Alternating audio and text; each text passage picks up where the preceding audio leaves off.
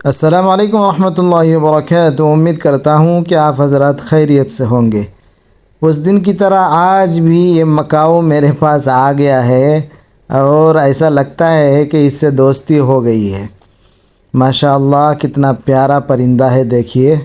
काफ़ी देर तक मेरे साथ रहा और फिर उसके मालिक को आखिर में मैं जाकर पहुंचा दिया।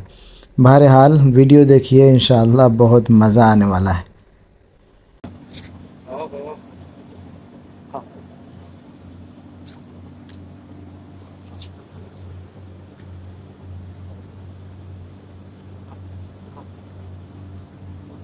শেষমা শেষমা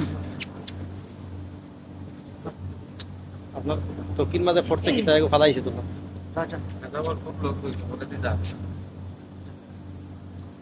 স্যার স্যার হ্যালো